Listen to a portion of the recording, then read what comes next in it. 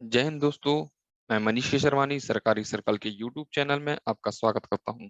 हम लेकर आए हैं RRB group D test series का वीडियो सॉल्यूशन। यह टेस्ट 1 का पार्ट 4 होगा, जहां हम 61 से 80 तक क्वेश्चन डिस्कस करने वाले हैं। पार्ट 1, 2, 3 हमारे चैनल पर उपलब्ध हैं, आप उसे भी देख सकते हैं। और यह टेस्ट हमारी वेबसाइट और एंड्रॉयड ऐप पर उपलब्ध है, जहां विजिट कर आप अपनी टेस्ट सीरीज लगा सकते हैं और अपनी तैयारी को बूस्ट कर सकते हैं। चलिए टाइम विलंब ना करते हुए क्वेश्चन शुरू करते हैं। स्क्रीन पर आप देख सकते हैं 61वां क्वेश्चन दिया हुआ है, जिसमें पूछा गया है एक कोण अपने संपूरक कोण का 4/5 भाग है, कोण का माप क्या होगा। देखिए संपूरक कोण की बात कर लेते हैं। संपूरक कोण क्या होता है, किन्हीं भी दो एंगलों, मान लेते हैं दो एंगल एक्स और वाई हैं, यदि इनका योग 180 है, 180 डिग्री है, तो ये संपूरक कोण होंगे। और यदि किन्हीं भी दो एंगलों का योग 360 है, तो ये पूरक कोण कहलाते हैं। अब यहाँ आपसे संपूरक कोण पूछा गया है। मान लेते हैं कोई एक एंगल x है और आपसे पूछा गया है एक कोण अपने संपूरक कोण का 4/5 है, तो दूसरा जो एंगल होगा वो 4/5x होगा। अब संपूरक कोण की परिभाषा बोलती है कि इन दोनों का योग 180 डिग्री होना चाहिए, तो हम मान लेते हैं ये 180 के बराबर है। अब यहाँ हम इसको सॉल्व कर लेते हैं। इसके लिए हम एलसीएम लेना होगा, इसके लिए बटे में 1 लेते हैं। 1 को 5 का एलसीएम आता है 5। इसे इस प्रकार सॉल्व करते हैं कि 1 से 5 को डिवाइड किया जाता है, वो 5 बार में आएगा। 5 का मल्टीप्लाई इसके ऊपर यानी अंश से हो जाता है, x से कर देंगे, तो ये हो जाएगा 5x। इसी प्रकार इस तरफ 5 को जब 5 से डिवाइड करेंगे एक बार में आएगा, इस 1 का मल्टीप्लाई इसके अंश से यानी 4x से करेंगे, तो ये एक बार में 4x ही जाएगा। ठीक है, इस तरफ 180 वैसा ही लिख देते हैं। अब ये 5 4 9x हो जाएगा और इस 5 का मल्टीप्लाई 180 के साथ हो जाएगा। यहाँ x की वैल्यू आएगी 9 दूनी 18, 20 बार में ये कटेगा, 20 पंजे 100। इस x की वैल्यू आई है 100 और टोटल होता है 180, यानी जो दूसरा एंगल बनेगा 80 का बनेगा। या फिर आप इसे कह सकते हैं कि 100 जो आपसे पूछा गया है इसका 4/5 यानी ये 20 और 20 चौके 80, इस प्रकार भी निकाल सकते हैं। 80। अब आपसे पूछा गया है एक कोण अपने संपूरक कोण का 4/5 है, तो 4/5 वाला भाग जो है वो 80 है। एंगल 80 आपका राइट आंसर होगा। नेक्स्ट पर चलते हैं। देखिए 62वें क्वेश्चन की बात कर लेते हैं। यहाँ पूछा गया है दो संख्याओं का गुणनफल 0.432 है, इनमें से एक संख्या 1.6 दी है, तो दूसरी संख्या में ज्ञात करनी है। कुछ नहीं करना है आपको, 0.432 में आपको 1.6 को डिवाइड करना है। अब आपको यहाँ पे डिवाइड भी नहीं करना है, क्योंकि आप देख सकते हैं कि सभी ऑप्शन में 27 दिया गया है, यानी ये 27 बार में जाने वाला है। तो इसके लिए सिर्फ आपको दशमलव निकालना है, कितनी संख्या बाद दशमलव आएगा। देखिए जब ये दशमलव हटाएंगे तो एक संख्या है, इसलिए ऊपर सिर्फ एक शून्य आएगा, और जब ये दशमलव हटाएंगे दशमलव का 3 संख्या है, यानी ये बटे में 1 2 3 शून्य देने वाली है। अब चूंकि हम जानते हैं ये दोनों 27 बार में जाने वाला है और एक जीरो से एक जीरो कट जाएगा, नीचे 2 शून्य बचे हैं, यानी दो संख्याओं के बाद दशमलव लग जाएगा, यानी ये थर्ड हमारा राइट आंसर होगा 0.27। चलिए नेक्स्ट पर चलते हैं। 63वें क्वेश्चन में देखते हैं चिमनी मीनार से 120 मीटर की दूरी पर खड़ी है और मीनार के शीर्ष से चिमनी के तल पर बनने वाला कोण 60 डिग्री का है। मीनार के शीर्ष से चिमनी पर बनने वाला कोण 60 डिग्री है, तो मीनार की ऊंचाई भी ज्ञात करना है। देखिए यहाँ मान लीजिए एक चिमनी है, चिमनी के तल से 120 मीटर की दूरी पर एक मीनार खड़ी है। ये मान लीजिए मीनार है। चिमनी के अ, चिम वो सॉरी मीनार के शीर्ष से चिमनी के बॉटम पर बनने वाला कोण जो है 60 डिग्री। कोण यहाँ बन रहा है, ये कोण आपको 60 डिग्री दिया है, यानी ये अवनमन कोण है, 60 डिग्री की दिया और आपसे हाइट पूछिए। इससे पहले आपको कुछ अवनमन कोण उन्नयन कोण के बारे में बता देते हैं। देखिए मान लीजिए यहाँ पर एक लड़का खड़ा है, ठीक है, और ये सीधी सड़क पर देख रहा है, तभी उसकी नजर एक मीनार पर पड़ती है। अब मीनार पर हम एक मान लीजिए यहाँ लड़की है, मेल फीमेल में आपको ज्यादा अच्छे समझ में आएगा। अब यदि ये लड़का ऊपर देख रहा है और वो इस फीमेल को देखता है, तो यहाँ पर जो एंगल बनेगा वो होगा उन्नयन कोण,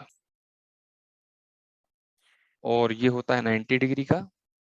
और यदि ये लड़की ये सीधी देख रही थी, परंतु अगर वो इस लड़के को देखे, यहाँ इन दोनों के बीच जो कोण बनेगा वो बनेगा अवनमन कोण यहाँ ऊपर। मैं बताना ये चाह रहा था कि जब ये दोनों एक दूसरे को देखते हैं, तो ये जो दोनों कोणों का मान होता है ये हमेशा इक्वल रहता है, यानी यहाँ जो अवनमन कोण है और यहाँ जो उन्नयन कोण है वो हमेशा एक आएगा। ये एक कैसे होगा ये बता देते हैं। मान लीजिए ये 30 डिग्री है, ठीक है। अब चूंकि ये 30 डिग्री है और ये समकोण 90 डिग्री है, और त्रिभुज का नियम है कि तीनों कोणों का योग 180 डिग्री होता है, तो ये बचा वाला एंगल होगा 60 डिग्री। देखिए 30, 90, 120 और 120 और 60, 180। अब चूंकि ये 60 डिग्री है और ये कंप्लीट एंगल जो होगा वो 90 का होगा। अब चूंकि ये 60 है तो ये बचा एंगल 30 का होगा। अब देख सकते हैं ये दोनों 30 के आ चुके हैं, ठीक है। इसी प्रकार यहाँ पर आपसे अवनमन कोण दिया गया है, इसलिए यहाँ पर जो एंगल बनने वाला है उन्नयन कोण वो 60 डिग्री का बनने वाला है। अब चूंकि ये 60 डिग्री का बनने वाला है, हमें इस एच का मान निकालना है यानी लंब निकालना है, और हमारे पास ये बेस दिया हुआ है, ठीक है। तो हमें एक ऐसा है एंगल रखने वाले हैं जहां पर हमें लंब निकाल दे सकते हैं। देखिए इसके लिए होता है 10, 60। 60 कहता है लंब बटे आधार, तो लंब बटे आधार रखेंगे। 1060 का मान होता है √3, लंब का मान है h, वहीं आधार की बात कर लेते हैं तो 120, तो इसका 3x मल्टीप्लाई हो जाएगा और h की वैल्यू आएगी आपकी 120√3, ये आपकी वैल्यू आएगी 120√3, आपका राइट आंसर होगा। नेक्स्ट पर चलते हैं। 64वें क्वेश्चन की बात कर लेते हैं, राजीव गांधी की हत्या किस वर्ष हुई थी। तो राजीव गांधी की हत्या की बात कर लेते हैं कि ये 21 मई 1991 की बात है। ये चुनाव प्रचार के दौरान LTTE के आतंकवादियों ने इन्हें बॉम्ब से इनकी हत्या कर दी थी। तो 1991 हमारा राइट आंसर होगा। चलिए थोड़ा इसकी डिटेल देख लेते हैं। देखिए चुनाव प्रचार के दौरान 21 मई 1951 को liberation tiger of Tamil Eelam नामक आतंकवादी संगठन ने बॉम्ब से इनकी हत्या कर दी थी, इसलिए 21 मई को आतंकवादी विरोधी दिवस मनाया जाता है, जो कि इनकी पुण्यतिथि होती है। और बहुत ही इंपॉर्टेंट क्वेश्चन है, इसे आप स्टार लगाएंगे। और ये कई एग्जाम में पूछा गया कि सद्भावना दिवस किस दिन मनाया जाता है, तो सद्भावना दिवस है वो 20 अगस्त को मनाया जाता है, जो कि इनका जन्मदिन होता है। और इसे समरसता दिवस और राजीव गांधी अक्षय ऊर्जा दिवस के रूप में भी जाना जाता है। और मरणोपरांत 1991 में इन्हें भारत रत्न से सम्मानित भी किया गया था। ये भी इंपॉर्टेंट क्वेश्चन है। चलिए नेक्स्ट पर चलते हैं। देखिए 65वें क्वेश्चन की बात कर लेते हैं, एक गोलाकार दर्पण की परावर्तक सतह का केंद्र क्या होगा। देखिए इसके लिए पहले हम गोले को दर्पण को समझते हैं। किसी भी गोले का पृष्ठ गोलीय पृष्ठ कहलाता है, ठीक है। और जब हम इससे दर्पण का निर्माण करते हैं तो इस प्रकार बने दर्पण को गोलीय दर्पण कहते हैं, ठीक है। अब जो दर्पण होते हैं वो दो प्रकार के होते हैं। देखिए अ, ये दर्पण है, इसका जो जब इसमें कोटिंग जो है बाहर की तरफ की जाती है ना, इस तरफ कोटिंग कर दी जाती है, सिल्वर कोटिंग होती है, तो इसका जो परावर्तक सतह होता है वो अंदर की तरफ होता है। तो ऐसे जो दर्पण होता है उसे हम अवतल दर्पण कहते हैं या अभिसारी दर्पण कहते हैं। इसी प्रकार जो दूसरा दर्पण होता है, मान लीजिए इसकी जो कोटिंग है वो अंदर की तरफ की गई है, ठीक है। तो इसकी जो परावर्तक सतह होती है वो बाहर की तरफ होती है। ऐसे दर्पण को हम उत्तल दर्पण कहते हैं या अपसारी दर्पण कहते हैं। अब बात कर लेते हैं इस क्वेश्चन के आंसर की। तो जो परावर्तक सतह होती हैं, यानी ये जो परावर्तक सतह इसका जो केंद्र बिंदु होता है, ये इसे P से डिनोट करते हैं और उसे ध्रुव कहते हैं, जो कि हमारा राइट आंसर होगा। चलिए डिटेल देख लेते हैं। ये गोलीय दर्पण होता है, ये जो पूरा गोला होता है जिससे दर्पण को काटकर बनाया गया था, उसका जो केंद्र होता है इसे वक्रता केंद्र कहते हैं, वक्रता केंद्र कहते हैं, और इसे C से डिनोट करते हैं। अब क्या होता है कि जो अवतल दर्पण होता है उसमें वक्रता केंद्र इसके सामने होता है, जबकि उत्तल दर्पण में उसकी परावर्तक सतह बाहर की तरफ होती है, इसलिए इसका जो वक्रता केंद्र होता है उत्तल दर्पण में वो इसके पीछे की तरफ होता है। ठीक है, अब ये O, इसे P से डिनोट भी करते हैं और इसे ध्रुव कहते हैं। अब बात कर लेते हैं ये ग्रीन लाइन की, इसे मुख्य अक्ष या प्रधान अक्ष कहते हैं, मुख्य अक्ष, और इसी पर ध्रुव तथा वक्रता केंद्र स्थित होते हैं। अब बात कर लेते हैं वक्रता केंद्र और ये जो ध्रुव है, इन दोनों के बीच की जो दूरी होती है इसे वक्रता त्रिज्या कहते हैं, इसे वक्रता त्रिज्या कहते हैं। ठीक है, इसी प्रकार जो हमारा फोकस है, ये जो एफ है, एफ, इसे कैपिटल एफ से भी डिनोट करते हैं और स्मॉल एफ से भी डिनोट करते हैं। गोलीय दर्पण के मुख्य अक्ष के समांतर आपतित किरणें दर्पण के परावर्तन के पश्चात मुख्य अक्ष पर जिस बिंदु से होकर गुजरती हैं उसे फोकस कहते हैं, और इसे हमने बता दिया कि एफ से डिनोट करते हैं। ठीक है, चलिए नेक्स्ट पर चलते हैं। सभी भौतिक मात्राएं हैं, देखिए दुनिया में जो भी कुछ मापनीय योग्य है उसे हम, मतलब जिन्हें भी हम मेजर कर सकते हैं उन्हें भौतिक राशियां कहते हैं। तो इसलिए इसका आंसर होगा परिमेय, ये मेजरेबल है। इसकी थोड़ा डिटेल देख लेते हैं हम। यहाँ पर लिखा है जब किसी पदार्थ का गुण जो मात्रात्मक हो, यानी उस जिसे मापा जा सकता है, अर्थात उन्हें संख्याओं के संदर्भ में व्यक्त किया जा सकता है, इसे भौतिक मात्रा कहते हैं। ठीक है, इसलिए यह मापने योग्य होती हैं। और जैसे कि उदाहरण गति, द्रव्यमान, तापमान, लंबाई, समय। गति को हम किलोमीटर प्रति घंटे में नापते हैं, द्रव्यमान को केजी में नापते हैं, इसी प्रकार तापमान को हम डिग्री सेल्सियस में मापते हैं, लंबाई को मीटर में मापते हैं, और समय को जो है वो सेकंड में मापते हैं। चलिए नेक्स्ट पर चलते हैं। 67 क्वेश्चन की बात कर लेते हैं। दी गई श्रेणियों के बीच संबंधों को बेहतर तरीके से दर्शाने वाले आरेख को पहचानिए। देखिए जब भी आपसे इस प्रकार के डायग्राम की बात करता है तो आप ऑप्शन ना देखते हुए जो आपको पॉइंट्स दिए गए हैं आप उसको ड्रॉ करने की कोशिश करते हैं। चलिए देखते हैं। आपसे बोला गया फर्नीचर, सबसे पहले हम फर्नीचर बना लेते हैं। अब जो दूसरा वर्ड दिया है टेलीविजन, अब फर्नीचर और टेलीविजन के बीच में कोई भी संबंध नहीं होता है, इसलिए इसको अलग से बनाएंगे। टेलीविजन को हम टी से डिनोट कर देते हैं। अब तीसरा दिया गया है संपत्ति। अब जो फर्नीचर और टेलीविजन है ये किसी भी व्यक्ति के लिए ये दोनों संपत्ति के अंतर्गत आएंगी, तो ये हो गए एसेट्स। तो ऐसा डायग्राम ये सेकंड पर है, सेकंड हमारा राइट आंसर होगा। चलिए नेक्स्ट पर चलते हैं। निम्नलिखित प्रश्न में दिए गए विकल्पों में से बेजोड़ अक्षर को चुनिए। देखिए हम बात कर लेते हैं जे एल की। जे 10 होता है और एल 12 होता है, 12 नंबर पर आता है और जे 10 नंबर पर आता है। एम, एम आता है 13 पर, ओ आता है 15 पर, पी आता है 16 पर, क्यू आता है 17 पर, ए आता है 1 पर और सी आता है 3 पर। देखिए दोनों के बीच में एक एक का गैप है, 10, 11, 12, 13, 14, 15, लेकिन यहाँ पर ये लगातार, इसलिए ये हमारा राइट आंसर होगा। आप इसे लगाएंगे और आगे बढ़ जाएंगे। आपको अगर नंबर ये नहीं भी याद है तो आपको नंबर याद करने हैं, मैं कोशिश करूंगा इसके लिए आपको एक शॉर्ट वीडियो बना के दूं। बाकी इस क्वेश्चन को फिर आप ऐसे कर सकते हैं, जे के नहीं है, एल है यानी एक का गैप है, एम, एम के बाद एन नहीं है, ओ है, एक का गैप है, पी के बाद ये लगातार है, इसलिए ये आपका राइट आंसर होगा। आई होप आप समझ गए होंगे। चलिए नेक्स्ट पर चलते हैं। 69 क्वेश्चन की बात कर लेते हैं। मदर टेरेसा की 110वीं जयंती कब मनाई गई? मदर टेरेसा की बात करते हैं तो ये 26 अगस्त 1910 को इनका जन्म जो होता है वो स्कॉपजे मैसेडोनिया में होता है।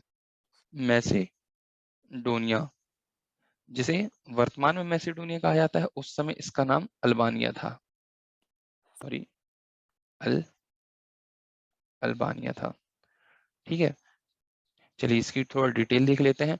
मदर टेरेसा की 110वीं जयंती जो है 26 अगस्त 2020 को मनाई गई। शायद मैंने आंसर नहीं बताया, इसलिए 26 अगस्त आपका राइट आंसर होगा। 110वीं जयंती है, 26 अगस्त 2020 को मनाई गई।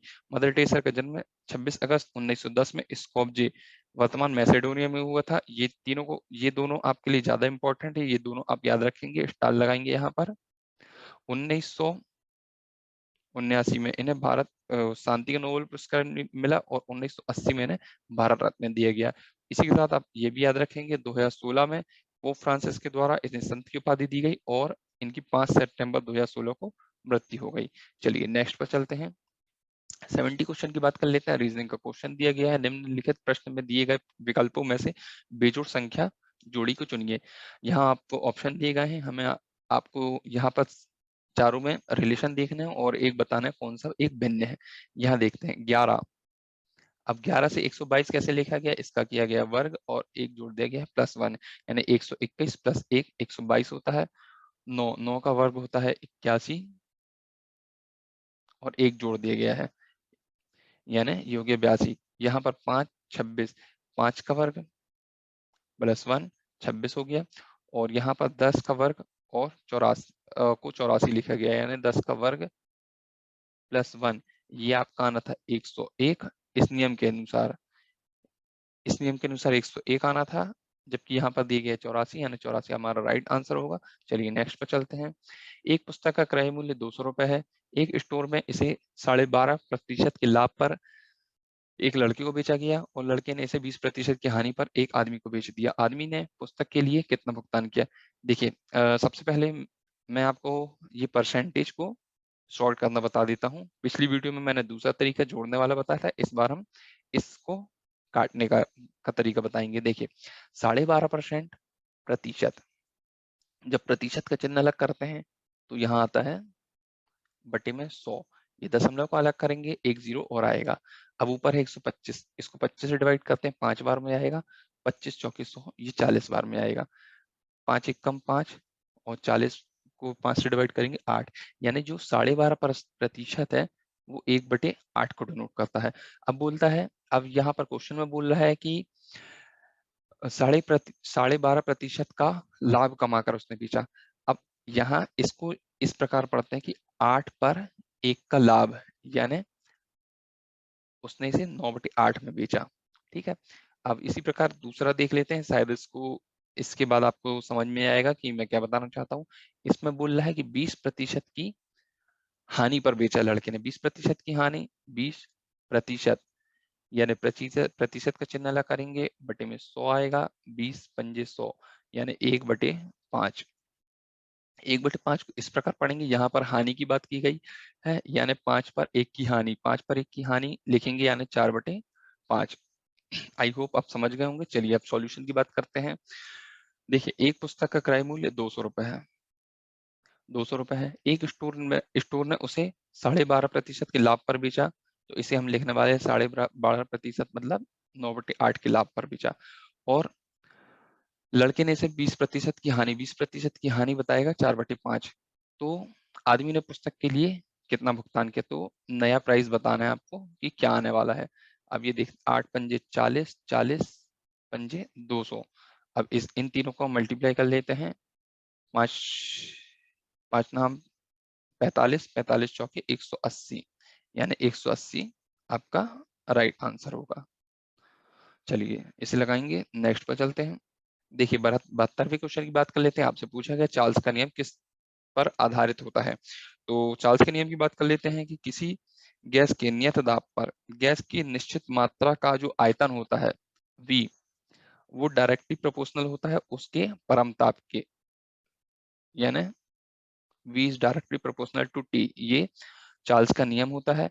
यहाँ पर जब ये प्रोपोर्शनल व्युत्क्रम का चिन्ह अलग करते हैं तो एक नियतांक आता है K और T। यहाँ पर K जो होता है ये स्थिरांक होता है, ठीक है, और इस K की वैल्यू निकाल लेते हैं जो होती है V/T। ये चार्ल्स का नियम था। थोड़ा हम आपको इसकी डिटेल में दिखा देते हैं। देखिए चार्ल्स का नियम क्या कहता है, जब किसी शुष्क गैस को नियत दाब पर रखा जाता है तो तापमान और आयतन एक दूसरे के अनुक्रमानुपाती होते हैं। अनुक्रमानुपाती होते हैं, इसका मतलब क्या होता है, देखिए जैसे जैसे ताप बढ़ेगा वैसे वैसे इसका आयतन भी बढ़ेगा, यानी जो आयतन है और तापमान दोनों में अगर वृद्धि होती है, मतलब तापमान में वृद्धि होगी तो आयतन में वृद्धि होगी, और आयतन में कमी होती है तो तापमान में भी कमी होगी। चलिए आई होप आप समझ गए होंगे। चलिए नेक्स्ट पर चलते हैं। 73वें क्वेश्चन में पूछा गया संख्या को 144 से विभाजित किए जाने पर शेषफल 21 प्राप्त होता है, और यदि उसी संख्या को 12 से विभाजित किया जाता है तो शेषफल क्या, शेषफल ज्ञात कीजिए। देखिए जब इस प्रकार क्वेश्चन आता है, किसी संख्या यानी x को 144 से डिवाइड करने पर शेषफल जो आ रहा है वो 21 आ रहा है।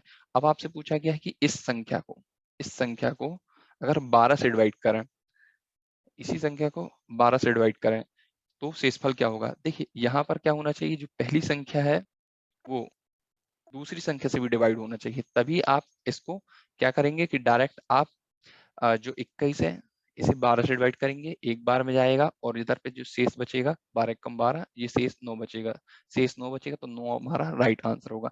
मान लीजिए यहाँ पर ये संख्या जो है दूसरी संख्या इस पहली को डिवाइड नहीं करती है, तो ऐसी कंडीशन में आप इसे ज्ञात नहीं कर सकते हैं, तो सी एंड डी आंसर होगा तब। और अभी ये 9 आंसर है। नेक्स्ट पर चलते हैं। 74, दुनिया के देशों के बीच क्षेत्रफल के संदर्भ में भारत का क्या स्थान है? देखिए, भारत के क्षेत्रफल के अकॉर्डिंग बात कर लेते हैं तो भारत का स्थान जो है वो 7वां स्थान है। भारत से बड़े 6 देश हैं, इन 6 देशों की बात कर लेते हैं। देखिए, सबसे बड़ा जो देश है वो है रशिया, और दूसरा देश है कनाडा, तीसरे नंबर पे आता है क्षेत्रफल के अनुसार चीन, उसके बाद आता है यूएसए, और उसके बाद ब्राजील, छठवां आता है ऑस्ट्रेलिया, ये आप याद रखेंगे, 6 भी पूछा जाता है, और 7th नंबर पे आता है हमारा इंडिया। अब अगर आपको ये याद करना है तो इसके लिए हम एक कोड बता देते हैं आपको। ये देखिए, रुक चीन अब आया भारत, यहाँ रू से मतलब है रशिया, का से मतलब है कनाडा, चीन पूरे चीन को डिनोट कर रहा है। अब मैं आ मतलब होता है अमेरिका, और बा मतलब हो जाएगा ब्राजील, और आया से हो जाएगा ऑस्ट्रेलिया, अब आया भारत। ये हमारा कोड होगा, आप इससे याद कर सकते हैं, 7th नंबर पे भारत है। चलिए नेक्स्ट पर चलते हैं।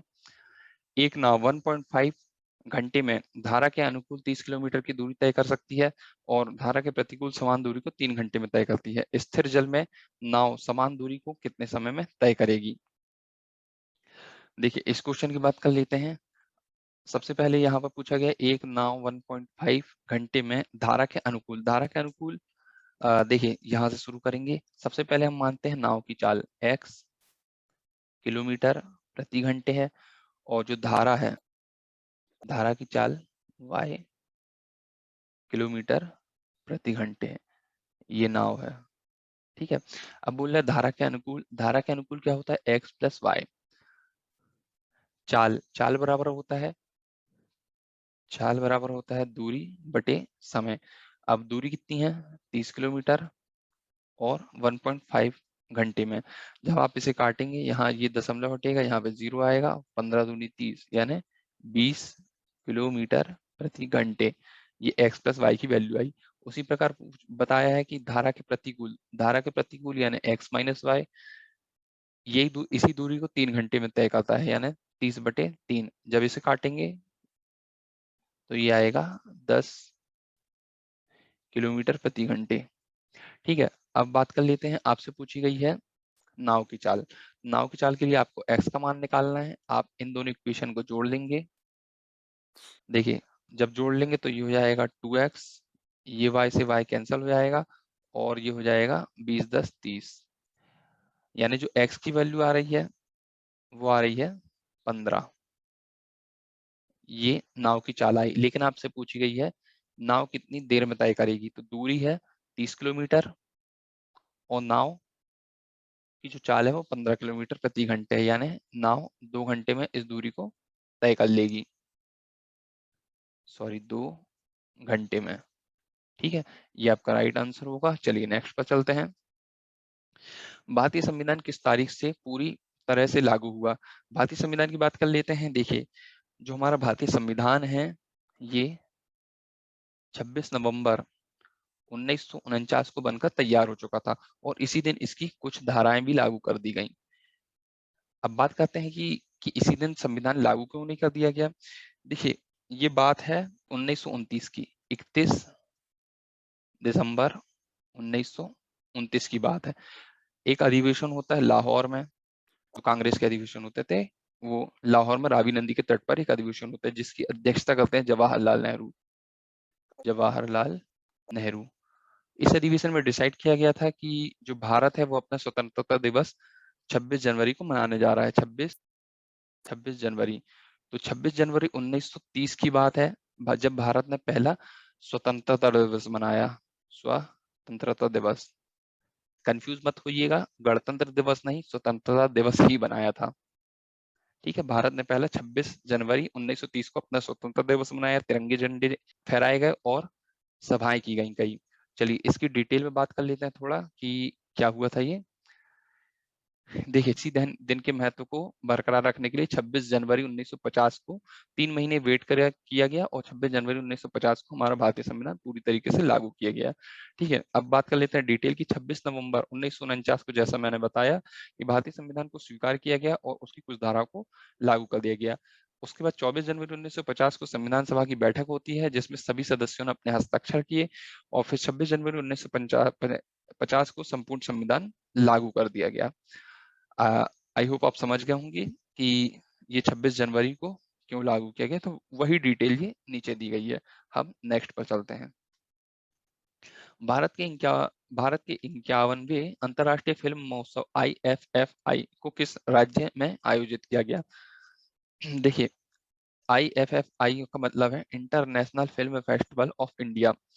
देखिए, ये जो फेस्टिवल है, सबसे पहले तो आपको ये बता दूं कि ये एशिया का बहुत ही फेमस, मतलब फेमस में से एक, प्रसिद्ध में से एक है और इसका 51वां जो संस्करण है, ये गोवा की राजधानी पणजी में आयोजन किया गया था इसका। पणजी में भी जो स्टेडियम था वो था श्यामा प्रसाद मुखर्जी। इस स्टेडियम में इसका आयोजन किया गया था। ठीक है, थोड़ा इस क्वेश्चन की डिटेल की बात कर लेते हैं।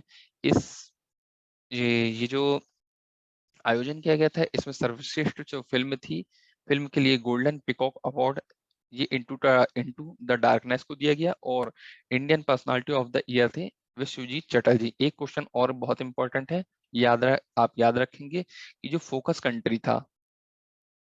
कंट्री जो था वो था Bangladesh. Bangladesh focus focus country था। अब गोवा की बात कर लेते हैं। गोवा की जो राजधानी है वो पणजी है। यहाँ के सीएम थे प्रमोद सावंत और गवर्नर हैं भगत सिंह कोश्यारी। यहाँ पर लोकसभा की 2 और राज्यसभा की 1 सीट है। उद्यान ये मोस्ट आईएमपी है। मोलम राष्ट्रीय उद्यान कहते हैं, भगवान महावीर राष्ट्रीय उद्यान है। और वाइल्ड लाइफ सेंचुरी की बात कर लेते हैं तो कोटीगांव, बोंडला, सरीमरी पक्षी विहार ये यहाँ के वाइल्ड लाइफ सेंचुरी है। चलिए नेक्स्ट पर चलते हैं। 78वें क्वेश्चन की बात कर लेते हैं। यहाँ आपको एक निर्देश दिया गया है जिसके लिए एक कथन दिया गया है और 2 धारणाएं दी गई हैं। आपको कथन के अनुसार बताना है कि इनमें से कौन सी धारणाएं अनुसरण का पालन करती है और कौन सी धारणा जो है अनुसरण का पालन नहीं करती है। देखिए, कथन में पूछा गया है, अधिक से अधिक माता पिता निजी स्कूलों में अपना विश्वास रखते हैं। निजी स्कूल में अपना विश्वास रखते हैं और धारणा दी गई है सरकारी स्कूलों की गुणवत्ता गिर रही है। और दूसरा बोल पूछा था है कि पब्लिक स्कूलों की तुलना में निजी स्कूल पर खर्च कम होता है। देखिए, पहले दूसरे निष्कर्ष की बात कर लेते हैं। ये दूसरे निष्कर्ष में खर्च की बात की गई है। ये खर्च की बात की गई है, यहाँ पर खर्च जैसा कोई भी बात नहीं है, इसलिए ये खर्च की कोई भी बात नहीं की गई, इसलिए ये अनुसरण फॉलो नहीं करता। अब बात कर लेते हैं पहले की, सरकारी स्कूलों की गुणवत्ता गिर रही है। देखिए, यहाँ पर अधिक से अधिक माता पिता निजी स्कूलों में अपना विश्वास रखते हैं, ये उनका मत है। यहाँ पर सरकारी स्कूलों की गुणवत्ता गिर रही है, इस ऐसा कुछ भी हमें पता नहीं चल रहा है, इसलिए आपका ये भी गलत होगा, फर्स्ट भी गलत होगा, यानी पहला और दूसरा दोनों अनुसरण नहीं करेंगे। चौथा हमारा राइट आंसर होगा। आप इसे लगाएंगे। आगे चलते हैं। 79 पे क्वेश्चन में बात कर लेते हैं। कौन सा स्थल डमरू मध्य उत्तर अमेरिका और दक्षिण अमेरिका को से जोड़ता है? देखिए, 2 प्रकार की चीजें होती हैं। एक तो ये होता है स्थल डमरू मध्य, जो कि 2 भूभागों को जोड़ता है, भूभागों को जोड़ता है। और एक चीज होती है जल संधि, जो 2 सागरों को अलग करती है या जोड़ती भी होता है। 2 सागरों को अलग करती है या जोड़ती है। आपसे यहाँ पूछा गया है उत्तरी अमेरिका और दक्षिण अमेरिका को जोड़ने वाला। तो आपको एक बता दें, उत्तरी अमेरिका दक्षिण अमेरिका का जो उत्तरी अमेरिका का जो नीचे का मैक्सिको वाला एरिया, यहाँ पर एक है पनामा स्थल स्थल डमरू मध्य है होता है, जहाँ जो हमारा राइट आंसर है। थोड़ा मैं आपको इसको डायग्राम में दिखा देता हूँ। देखिए, ये हमारा है दक्षिणी अमेरिका है, ये पूरा जो दक्षिणी अमेरिका है, और ये हमारा उत्तरी अमेरिका, और यहाँ पर ये है पनामा स्थल डमरू मध्य है। ठीक है, तो हमारा पनामा राइट आंसर होता है। कुछ जल संधियों की बात कर लेते हैं जो कि एग्जाम में बहुत पूछी जाती है। मलक्का जल संधि, ये अंडमान सागर को दक्षिण चीन सागर से जोड़ती है। पाक जल संधि, जो कि मन्नार को बंगाल की खाड़ी से जोड़ती है। सुंडा जल संधि, जो जावा सागर को हिंद महासागर से जोड़ती है। बाव अल मंडप, ये लाल सागर को अरब सागर में जोड़ती है, और जो कुक जल संधि है ये दक्षिण प्रशांत महासागर में है। चलिए नेक्स्ट पर चलते हैं। वयस्कों के लिए सामान्य हृदय गति क्या होती है? तो वयस्कों की बात कर लेते हैं। अगर एग्जैक्ट की बात करते हैं तो 72 बीट प्रति मिनट ये वयस्कों में सामान्य हृदय गति होती है। इसके अलावा जो आपसे पूछी गई है सामान्य हृदय गति, ऐसा कोई ऑप्शन नहीं दिया गया 72 वाला। आपसे एक रेंज पूछी गई, तो ये रेंज चलती है 60 से लेकर 100। थोड़ा इसकी डिटेल देख लेते हैं। देखिए, वयस्क व्यक्ति की हृदय धड़कन दर प्रति मिनट 60 से 100 होती है, और 1 मिनट में मनुष्य का हृदय जो होता है सामान्यतः 72 बार धड़कता है। वयस्कों की विश्राम की स्थिति में आदर्श हृदय गति 60 से 80 होती है। अगर 60 से कम होती है तो इसे कम स्पंदना, और 100 से अधिक होती है होने पर इसे हृदय क्षिप्तता कहते हैं। यह ध्यान में रखना चाहिए कि एथलीटों की जो अक्सर विश्राम के समय जो हृदय गति होती है वो 60 मिनट से मतलब प्रति मिनट 60 से कम भी हो जाती है। इसी के साथ वीडियो को समाप्त करते हैं। यह था हमारी वीडियो का पार्ट 4। पार्ट 5 भी जल्द ही हम आपके सामने लेकर आएंगे। यदि वीडियो आपको पसंद आई हो तो इसे लाइक और शेयर करना ना भूलें, और यदि अभी तक चैनल आपने सब्सक्राइब नहीं किया है तो आप इसे भी सब्सक्राइब कर लें और बेल आइकन को ओपन कर लें, ताकि आगे आने वाली वीडियो की नोटिफिकेशन आपको मिल सके। यह टेस्ट सीरीज हमारी वेबसाइट सरकारी सर्कल.com व हमारे एंड्रॉइड ऐप सरकारी सर्कल पर भी उपलब्ध है, जहां 30+ एग्जाम की टेस्ट सीरीज उपलब्ध हैं। लिंक डिस्क्रिप्शन में दी गई हैं। धन्यवाद। जय हिंद।